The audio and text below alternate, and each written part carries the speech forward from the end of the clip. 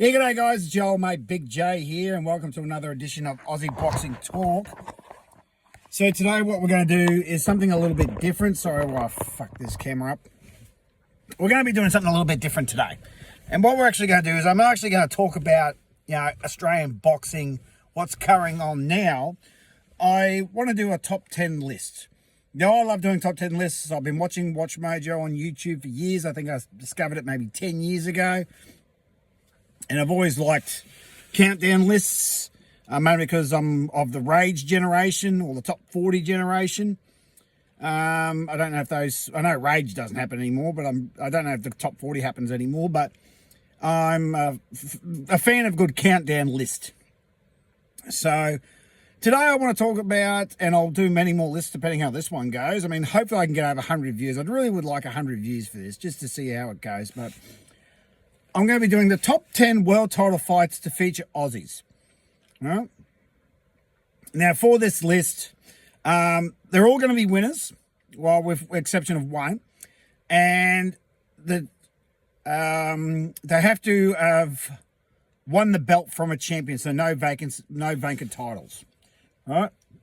I've done my research on this, and none of these fights that the Australian have won were for vacant titles. They were getting a legitimate belt from a legitimate champion. Okay, so yeah, that's the way I want to do it. So I'm going to go from 10 down to 1. All right, so number 10, this one, I mean, this list has got everything. It's got screw jobs, it's got biggest upsets of all time, it's got upsets of the year, it's got one of the greatest comebacks of all time, a Rocky Balboa performance. It's got everything. Well, I hope it does. So, and there's a few other fights on there that don't make the list, and I'll give them as honorable mentions and give my reasoning to why they don't make the list. Okay? So starting off with number 10 is Jeff Fenech versus Azumi Nelson, number 1 in 1991 in Las Vegas for the WBC featherweight featherweight title. So 130 pound. Now, as we all know, this fight was neither a loss nor a win. It was a draw, right? And those who have watched the fight, everyone knows it's the biggest screw job of all time. Jeff won that fight.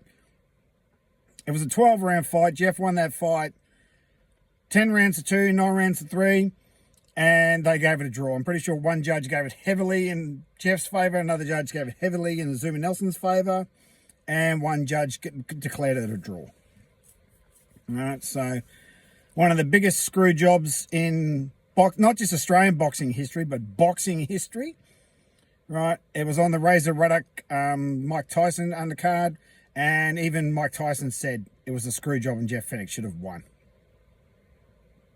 Okay, so, I mean, Jeff Fenech was his one and only fight overseas. He beat the absolute shit out of Azumi Nelson, but Don King and his bunch of cronies called it a draw so he could promote the rematch. The rematch happened in Australia. Still to this day, I think the 4th biggest fight of all time in crowd attendance. And, it completely shot Jeff's career. He never recovered. The rematch, he got knocked on his ass 2 or 3 times and lost in 8 rounds, and pretty much that destroyed Jeff's career. He was never the same after that fight in Vegas. So, but most people will say if you want to watch a world title fight and how to win a fight and one of the greatest fights ever, go and watch Jeff Fenech, Azumi Nelson, number 1, because Jeff absolutely dominates. All right, so that's my number 10. Number 9 is, now a lot of people will say this one won't count because of what the belt was, but Danny Green versus Roy Jones Jr. in December of 2009 in Sydney for the IBO Cruiserweight title. Now, a lot of people out there would not consider the IBO to be a legitimate world title. I consider it a B-grade title. Obviously, you got your 4 big ones, WBC, WBA, IBF, WBO. Then, of course, the ring, right? And I would put the IBO on the same level as a tier just below. So it's a B-grade belt, right? Still, there's plenty of people out there that want RBO belts, but anyway, I won't get into that. But I really think that the fact it's Danny Green beating Roy Jones Jr. Okay, yes, Roy Jones Jr. was 40 when that fight happened, but Danny Green was 37. So both these guys were long past their primes. Right? Both these guys were not in their prime. It's not exactly like Danny Green was 10, 15 years younger, right, in his prime, and just, beat the crap out of Roy Jones. And because Danny caught him and the fight was over in 1 round. Now, a lot of people say that Jonesy took a dive and that, he was paid off to take a dive. I don't subscribe to that. I always thought that Jonesy had a weak chin and he got caught. Right?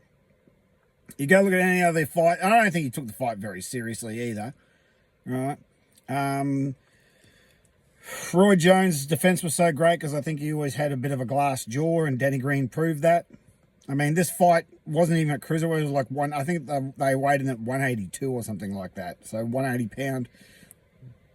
But anyway, Danny Green bringing Roy Jones Jr. here for starters is a great achievement in itself.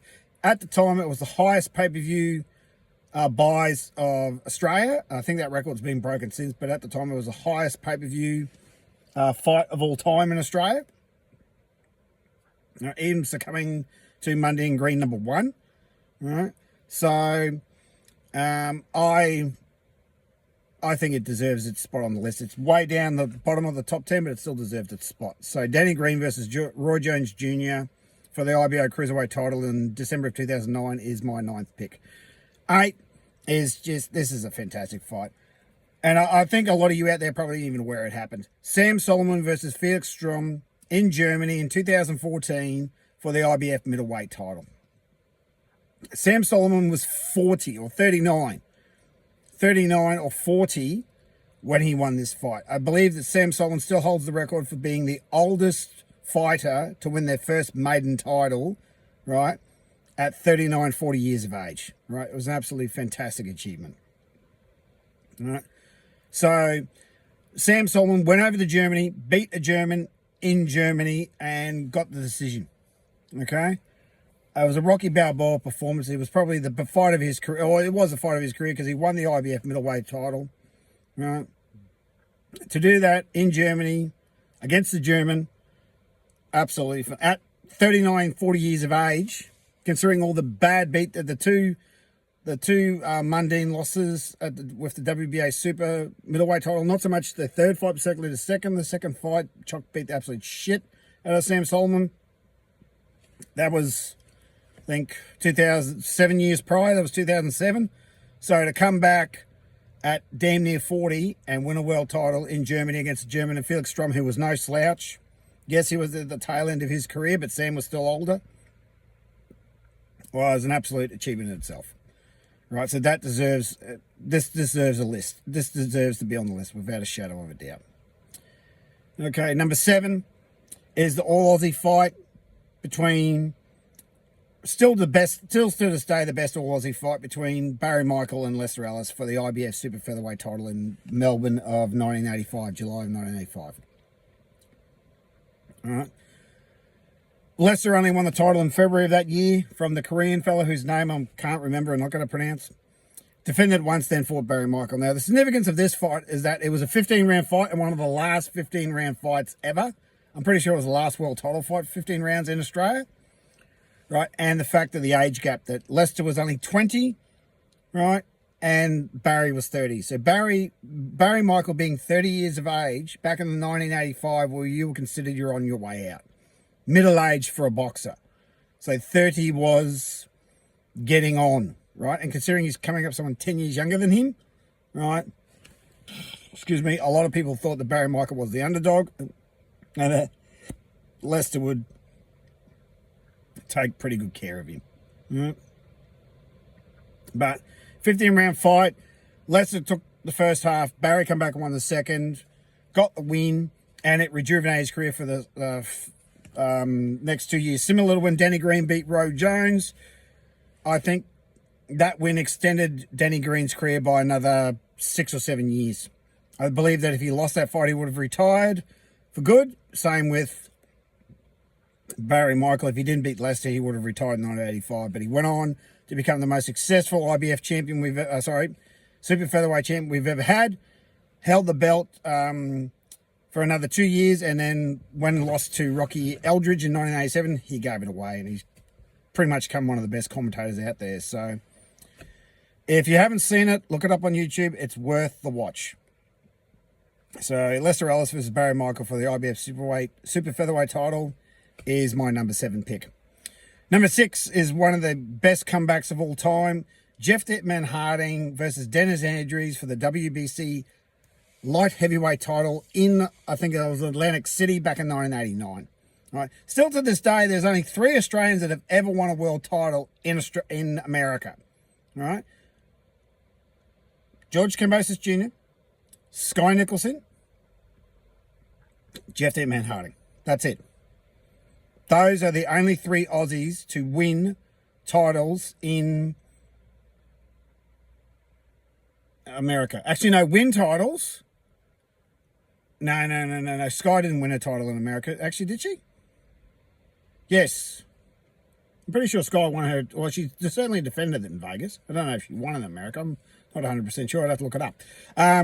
But yeah, those Lionel Rose defended his title back in the 60s, but I'm talking about actually winning the title, not defending them. So, fantastic achievement by Dennis. He was down. He was getting the crap beat out of him. He was down on the card. He lost every single round against Dennis Andrews. He took the fight on 10 days' notice. They said to him, look, you need the knockout to win in the final round, the 12th round. He went out and knocked out Dennis Andrews to win the fight. Right? Fantastic upset. You know, best comeback of all time. He went on to become a 2-time champion, had a great trilogy of Dennis Andrews. Unfortunately, lost the rematch in Melbourne in 1990 in Rod Laver Arena. Yeah, but fantastic. It's just a bit of a shame that Jeff Hardy only had a 25 fight 8-year career. So it would have been nice if we could have got a bit more out of him. But anyway, it doesn't matter. So that's number 6. On to the top 5. So number 5. And these are more recent. This list is changed dramatically over the last 3 years.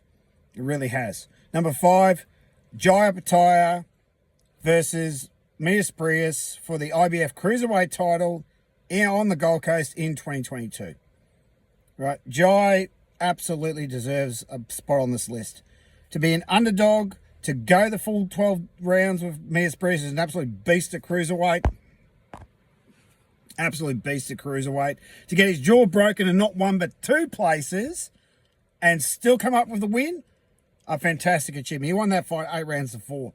Okay, Brius didn't take him really that seriously, but that's what happens when you don't take your opponent seriously. You lose your belt.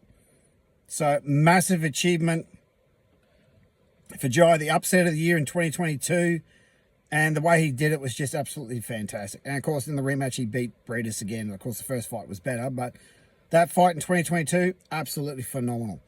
Right? And the 5-year anniversary of when Jeff Horn beat Manny Pacquiao. Same day, July 2nd, 2022. 5-year anniversary.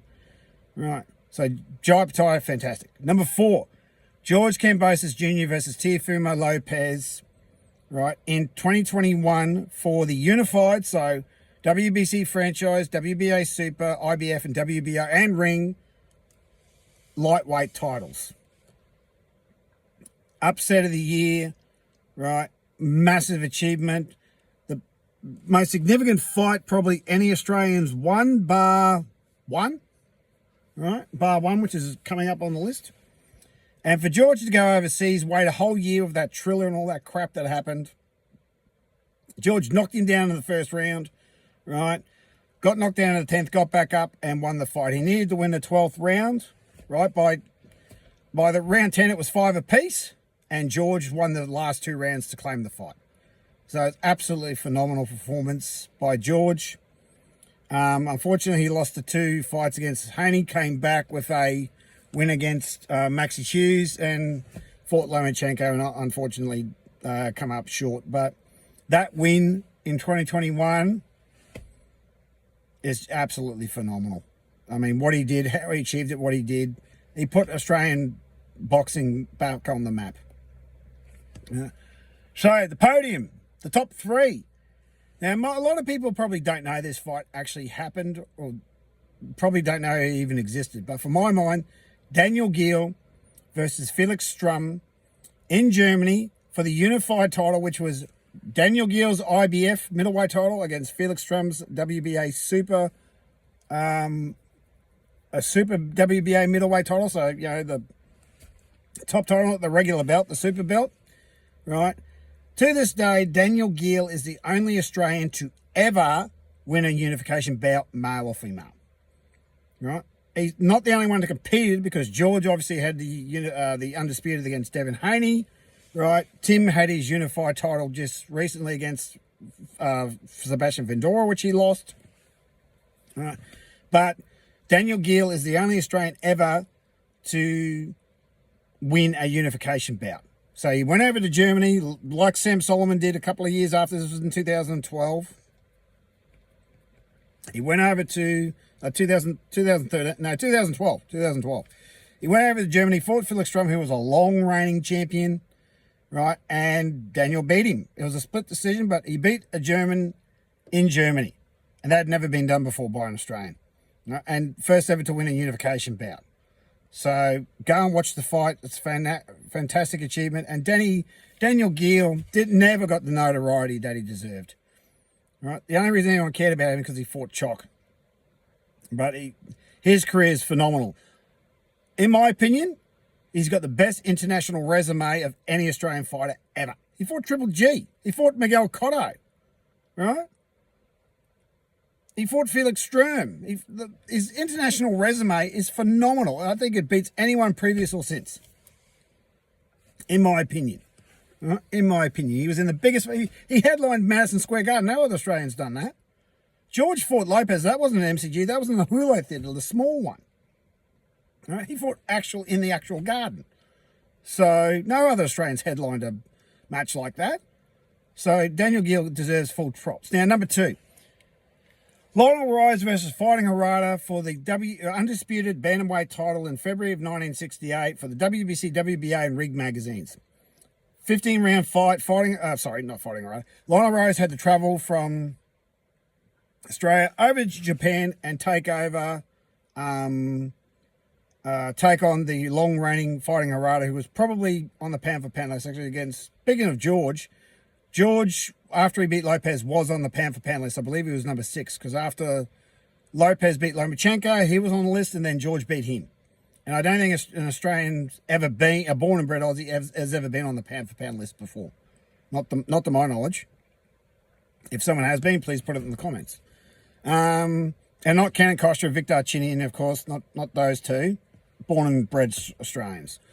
Right? And that's why these two aren't on the list, because if I should have mentioned this before, born and bred Australians are only on this list. Costa and Victor Chinian aren't, because obviously those two would be number 1 and number 2.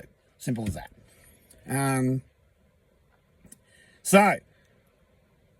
Lionel Rose was Fighting Harada for the undisputed bantamweight titles. Easy. Right? Now, number 1. And look, there's going to be no real surprise what this is. If anyone hasn't figured it out already, then you really don't know much about Australian boxing. Right? Jeff Hornet Horn. There's a lot of Jeff's world champions, aren't there? Jeff the Hornet Horn versus Manny Pacquiao for the WBO welterweight title in Suncourt Stadium, July 2nd, 2017. In front of 52,000 people, right? George against Haney in number 1 didn't even come close to that. It was like 42, right?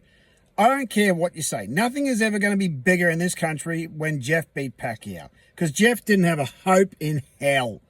No one gave Jeff a chance of beating Pacquiao. Everyone thought he is going to get slaughtered. Pacquiao's going to come here and beat the shit out of him. I thought he was going to win because I looked at the side difference. I'm like, Pacquiao's 5'6", 140 pound. Jeff's 147 pound.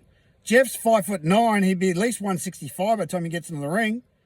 So you go and watch that fight again. It's like watching a year 10er beat up a year 8 kid.